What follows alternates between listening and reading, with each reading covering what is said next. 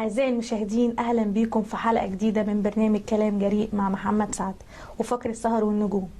النهاردة معايا مفاجآت كتير جدا راجعين لكم بيها. اتكلمنا قبل كده عن مسابقة مطرب النيل برعاية برنامج كلام جريء مع محمد سعد. النهاردة أولى مفاجآت الحلقة، معايا نجمتين مطرب النيل، النجمة الجميلة ولاء والنجمة الجميلة حبيبة. انتظروني مع النجمتين. أنا حبيبة محمد حسن، عمري 14 سنة من اسكندرية. لا طولت أرد جواب ولا أرد الباب يما أما. شكرا.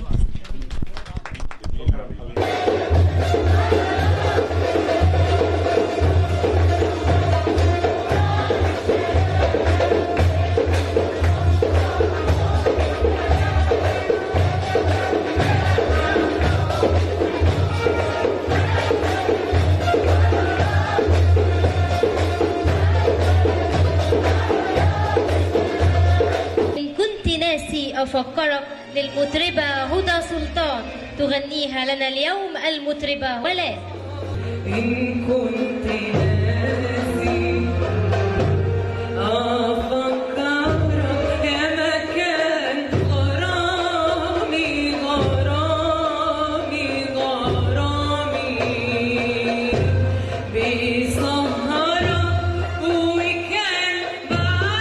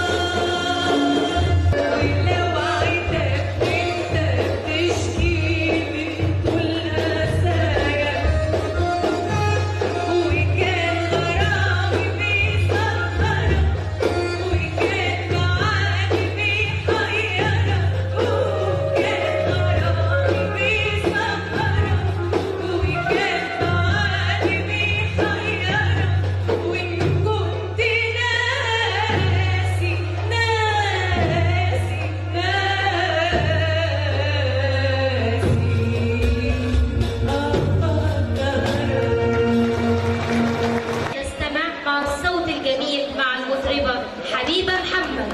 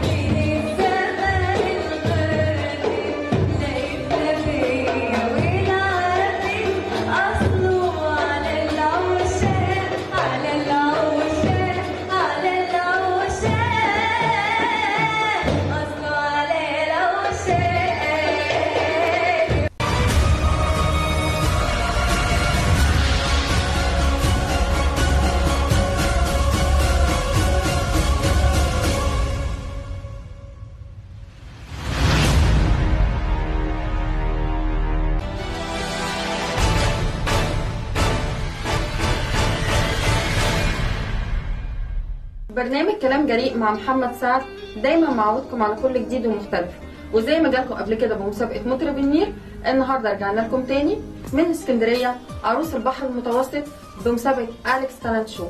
لكل حد موهوب عنده موهبة الرسم، الشعر، الغنى، التمثيل، الموسيقى. موهبتك هنا عندنا وحلمك هو حلمنا في أليكس تالنت شو.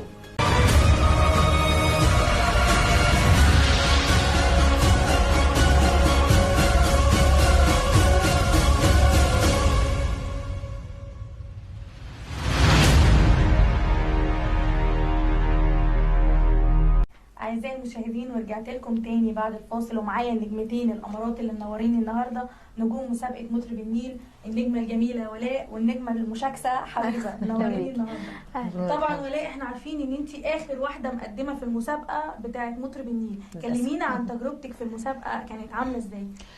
اولا تجربه طبعا جميله احنا جدا. عارفين ان انت مركز اول، آخر واحدة قدمت وأول واحدة خدتي المركز الأول. بالصدفه والله، يعني بالصدفه عرفت ان في مسابقه اسمها مطرب النيل. قدمت فيها بجد، كانت تجربه جميله جدا. اولا انا اتعرفت على ناس محترمه زيك وزي استاذ محمد سعد. بس فكان بقالي فتره اصلا ما غنيتش، وبعد يعني ما اتخرجت من الكليه، وكانت تجربه حلوه قوي. خدت فيها مركز اول، يعني دي أهم حاجه حاجة ان كويسه. انت طلعتي مركز أول فيها.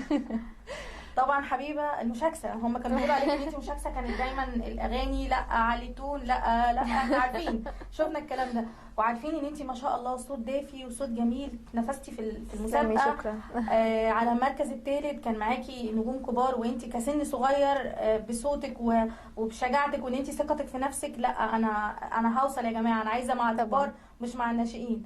فكلمينا بقى عن تجربتك في مسابقه. هي كانت تجربة جميلة جدا، وبجد اكتسبت خبرات كبيرة قوي منها، وطبعا اللي خلاني اكمل هي الثقة طبعا، ودعم اهلي ودعمكم كلكم ليا طبعا. دي كانت شرف كبير قوي ليا، وده اكيد اللي خلاني اوصل يعني.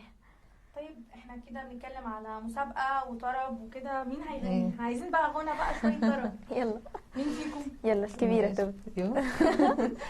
ماشي. اهو ده اللي صار، وادي اللي كان، ملكش حق ملكش حق تلوم عليا. اهو ده اللي صار، وادي اللي كان، ملكش حق ملكش حق تلوم عليا. تلوم عليا ازاي يا سيدنا، وخير بلادنا ماهوش بإيدنا. تلوم عليا ازاي يا سيدنا، وخير بلادنا ماهوش بإيدنا. قولي عن أشياء تفيدنا، وبعدها لوم عليا. اهو ده اللي صار، وادي اللي كان، ملكش حق ملكش حق تلوم عليا. ملوش حق. ما شاء الله، جميلة قوي. حبيبة. هغني اغنية لنجاة، اغنية عشان اسمراني محبة. عطشاني يا سمراني محبة، عطشاني يا سمراني، املالي الاناني محبة، املالي الاناني. عطشان يا سمراني محبة، عطشان يا سمراني، املالي الاناني محبة، املالي الاناني. يا نيل يا سمراني، يا نيل يا سمراني، يا سمراني يا نيل. يا أعز الحبايب يا اسمر، عطشان والهوى عطشان، شرباتك يا شهد وسكر، اسقيني كمان وكمان، اسقيني على طول ولا تسأل في عزول، اسقيني وانا اقول وانا اقول. يا نيل يا سمراني، يا نيل يا سمراني. سمراني يا سمراني يا نيل. الله بجد أبدع. ولاء قولي لي، اكيد طبعا في شخصيه دايما في حياه الانسان بتدعمه وبتشجعه، اكيد في شخصيه في حياتك بتدعمك وبتشجعك، اللي هي اول ما سمعت ولاء انت لازم تغني، يعني احكي لنا يعني مين اكتر شخصيه دايما بتشجعك؟ بصي، هو كان والدي الله يرحمه، وبعد وفاته ماما واخواتي وخطيبي طبعا ورايا، بس هما الحبة دول ما كانش في اي معارضه ان انت تغني وتقابلي الجمهور وتقابلي الناس؟ لا، هو طول ما انا ماشيه صح يعني مش بعمل حاجه يعني خارجه عن تربيتي وكده، انا تمام وماشيين ورايا، مش مشكله. حبيبه، مين اكتر حد بيشجعك، بابا ولا ماما؟ ماما طبعا. كلهم والله، انا عيلتي كلها فعلا بتشجعني قوي، ودي حاجه بتديني ثقه في نفسي كبيره جدا يعني. دي حاجه كويسه. يعني مين اول بقى واحد سمع حبيبه وقال لها لا ماما. انت مغنيه حلوه؟ ماما. ماما. هي اول واحده الحقيقه. والغنى ما اثرش على الدراسه؟ لا، انا دي كان حاجه ودي حاجه، قدرت ان انا افصل ما بين دوت وما بين دوت، يعني دي موهبتي اللي انا بحبها ودي مذاكرتي، ولازم طبعا اكون كويسه فيها يعني. يعني الدراسه تمام؟ كله تمام. زي الفل. ولاء، كان الغنى عندك بيأثر عندك في شغلك، في حياتك، في دراستك؟ لا خالص تماما. انا كنت في الثانوي ده كنت في اوضه الموسيقى، ما بطلعش اصلا الدروس خالص وما بطلعش الفصل، والله العظيم ما اثرش خالص. لا واضح. لا، وفي الكليه كمان كنت على طول من كورال الكليه ومسرح الكليه، بس نجحت الحمد لله بتقدير يعني، وانا مدرسه رياضه على فكره. يعني مدرسه في نفس الوقت مغنيه. ما شاء الله، دي حاجه كويسه حلوه قوي. تفتكري كده اول اغنيه دندنتي بيها زمان وحد سمعك كانت اغنيه ايه؟ نرجع كده 25 سنة. لا 20 بس. هي كانت أغنية لأم كلثوم تقريبا، لا مش فاكرة يعني. اسأل عن اللي يقضي الليل. ام كلثوم. يعني اول ما قلتي انا مغنيه وبغني دخلتي في ام كلثوم. 8 سنين او 9 سنين كنت بغني لأم كلثوم والله خالص، وكنت بغني في الترام، يعني كنت اقف في الترام كده واغني والناس تديني فلوس بقى واللي يسقف، والله العظيم كانت طفوله فظيعه. وانتي اول اغنيه كده طبعا مش هنقول طفوله، احنا عارفين ان انتي لسه طفله، بس يعني اول اغنيه كانت اناشيد دينيه، كنت على طول بقولها في الاذاعه يعني، فهي الحاجات الدينيه ديت وحاجات بقى من التراث القديم، هي دي الحاجات اللي انا ابتديت بيها يعني. دي حاجه حلوه قوي، يعني ان انا من زمان وابدا بقى حاجه كده، لا دي حاجه كويسه. طب انت في حد بيدربك ولا؟ ابتديت اول حاجه مع المايسترو محمود ابو زيد، وهو الحقيقه طبعا يعني بشكره جدا لان هو علمني حاجات كتيره قوي في الغنى، وانا دلوقتي مع المايسترو احمد رجب. ما شاء الله. وليه بتتدربي مع حد ولا مع نفسك؟ هو انا مؤخرا اشتركت في فريق كده يعني اسمه كورال مصطفى كامل، مشهور جدا، مع المايسترو احمد الاشقر. دي حاجه كويسه. حسيتي الفرق بقى ما بين ان انت بتتدربي مع مايسترو وما بين ان انت كنت بتغني لوحدك؟ طبعا، يعني الغنى الفردي لا يتجزأ من الغنى كورال، ده الاساس، كورال الاساس، بعد كده تقدري انت تغني كويس، تفتحي صوتك، تفتحي تون، الحاجات دي. ويا ترى بقى اشتركتي في مسابقات قبل كده ولا كانت مطرب النيل اول لا، هو انا اشتركت في مسابقه يعني ايامي بالكليه كان اسمها تربيه جود تالنت، وخدت فيها مركز اول برضه. ما شاء الله. الحمد لله. لا مش مسابقات مركز اول. لا خلاص معانا ولا مركز اول. كانت التجربه كويسه في مسابقه مطرب النيل؟ حسيتي فرق بعدها ان انت بعد ما خدتي التجربه دي؟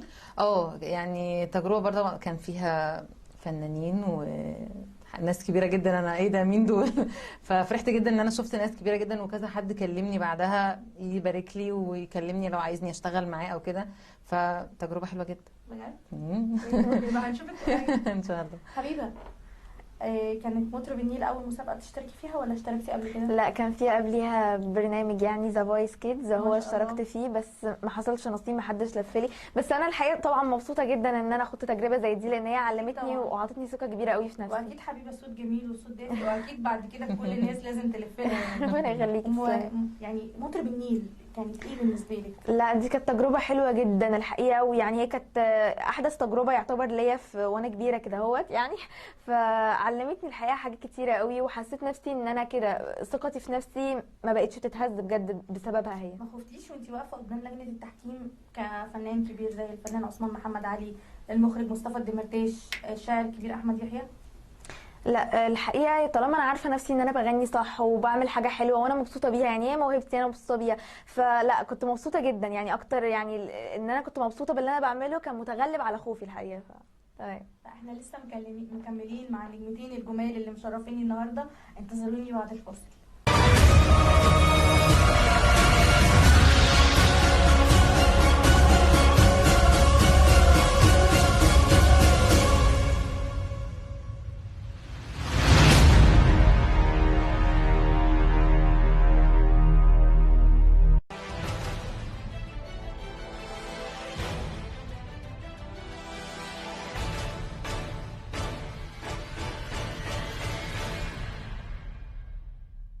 هنساعدك بكل طاقتنا وبكل الحب من قلبنا. موسيقى، رسم، تمثيل، غنى، والشعر كمان هنا. لو عايز تعلن عن موهبتك يبقى مكانك عندنا. مع أليكس تالنت شو موهبتك حلمنا. مع أليكس تالنت شو موهبتك حلمنا. مع أليكس تالنت شو موهبتك حلمنا.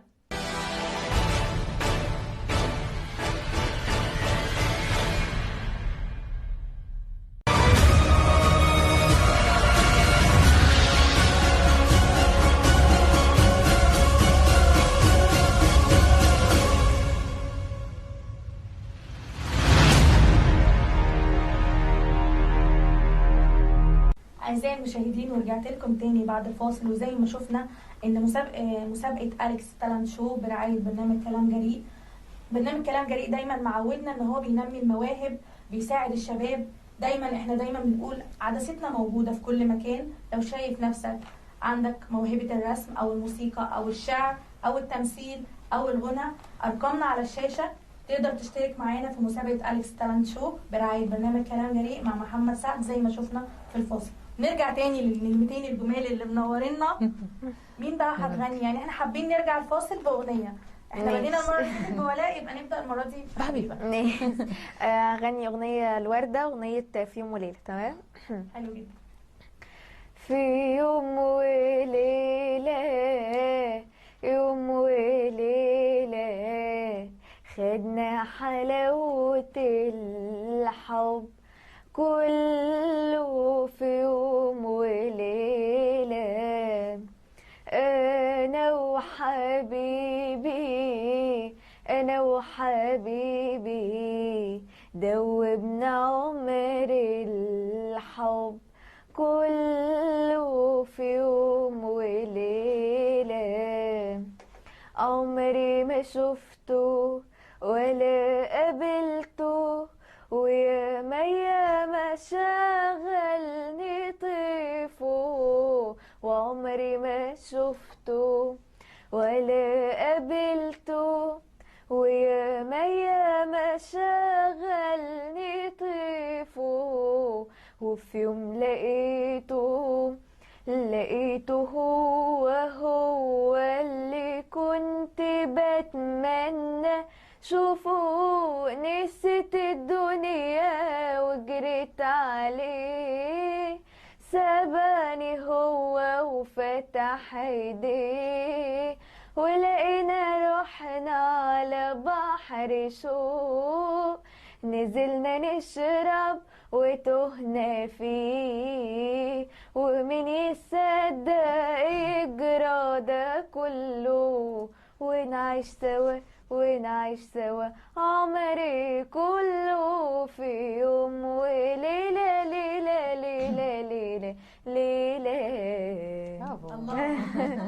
في يوم وليلة شكراً. جبنا حبيبة نورتنا في البرنامج النهارده. بجد حبيبة من الأصوات اللي أنا بحب أسمعها تسلمي يا رب. جدا. شكرا. لا بجد ما شاء الله عليكي. وكمان لسه سنك صغير، 14 أو 15 سنة. أو 15. فاللي هو يعني لسه قدامك مستقبل طبعاً كبير أكيد جدا. إن شاء واكيد الله. انت معانا في أليكس تالنت شو ان شاء الله باذن يعني الله. إحنا بجد طبعا من الاصوات اللي ما ينفعش ان احنا ما نسمعهاش. ان شاء الله اكيد باذن الله.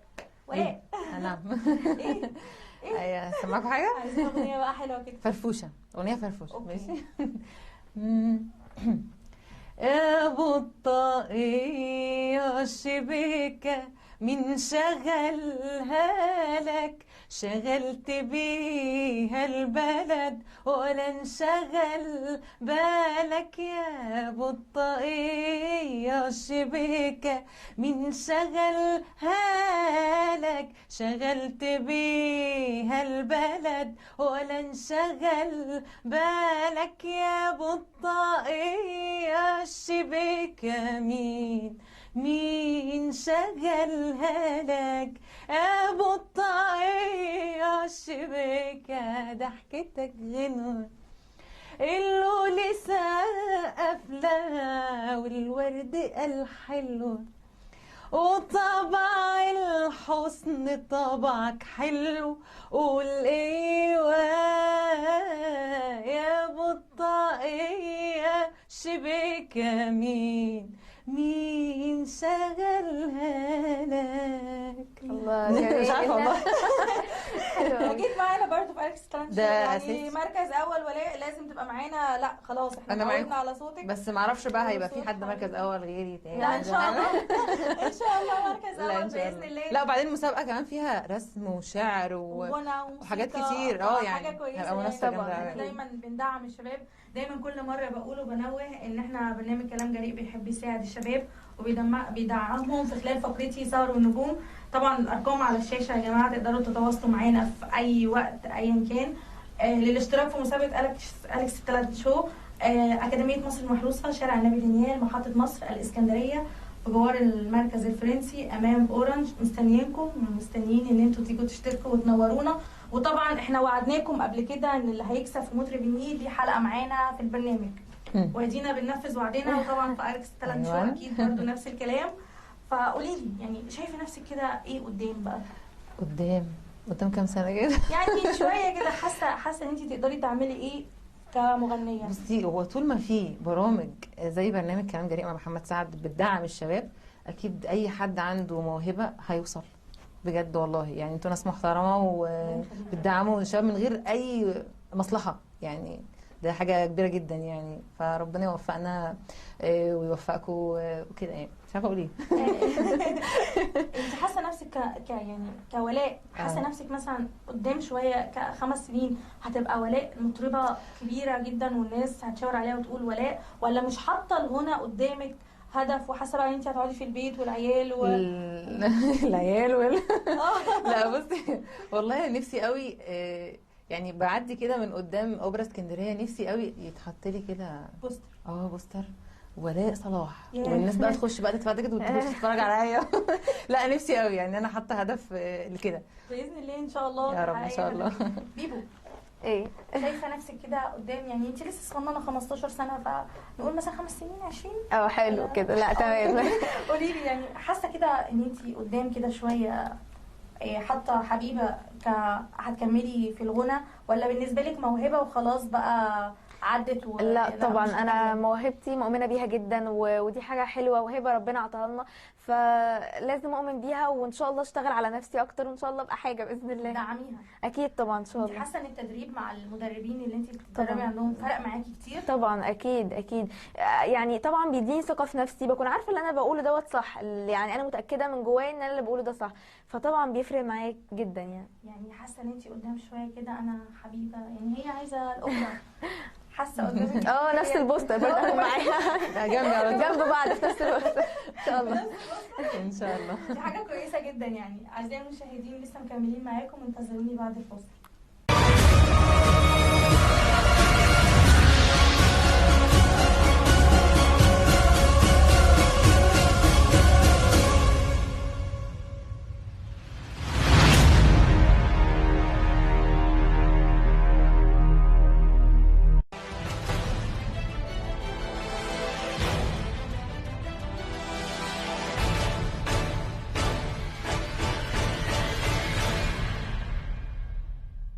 هنساعدك بكل طاقتنا وبكل الحب من قلبنا.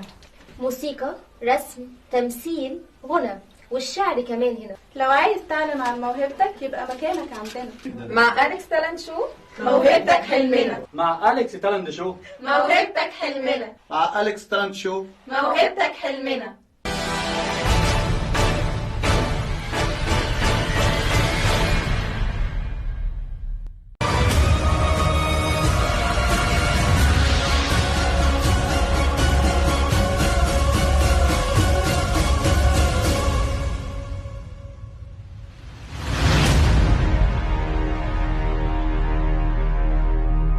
أعزائي المشاهدين ورجعت لكم تاني بعد الفاصل، وبرضو أحب أفكركم تاني مسابقة أليكس تالنت شو لو في الرسم والموسيقى والشعر والغنى والتمثيل. لو شايف نفسك عندك موهبة في أي مواهب من المواهب دي، عدسة برنامج كلام جريء معاك. ودايما أرقامنا على الشاشة والعنوان أكاديمية مصر المحروسة، محطة مصر، شارع النبي دانيال الإسكندرية بجوار المعهد الفرنسي أمام أورنج. مستنيينكم ومستنيين إن احنا نشوف مواهبكم عشان تظهر قدامنا على الشاشة زي النجمتين الحلوين اللي معانا منورينا النهارده. اللي قبل ما أختم حلقتي لازم أسمع حاجة دويتو بقى ليكم انتوا الاثنين. حابين تسمعونا ايه بقى؟ احنا بنشكرك بس على ذوقك وجمالك النهارده. كانت حلقة جميلة فعلا. عشان انتوا فيها بس منورين الحلقة. حافظة تمر حنة؟ جميلة الأغنية فعلا، حلوة قوي. ابدأ. يا تمر حنة تمر حنة، خليتي بينا وبعدتي عنا. يا تمر حنة يا تمر حنة، خليتي بينا وبعدتي عنا. الورد كله كسل جاين، وش معنى انت اللي شارده منا. الورد كله كسل جاين، وش معنى انت اللي شارده منا. يا تمر حنة يا تمر حنة، بالليل بنسأل وبالنهار عشان نبلغ شوق الأحبة، وطلع عليهم الانتظار، ولا فيش في قلبك ريحة المحبة. بالليل بنسأل وبالنهار عشان نبلغ شوق الأحبة، طلع عليهم الانتظار، ولا فيش في قلبك ريحة المحبة. كنتي شمعتنا كنتي نور بيتنا، كنتي سامرنا وانفضت سامرنا. الورد كله كسل جاين، وش معنى انت اللي شارده منا. يا تمر حنة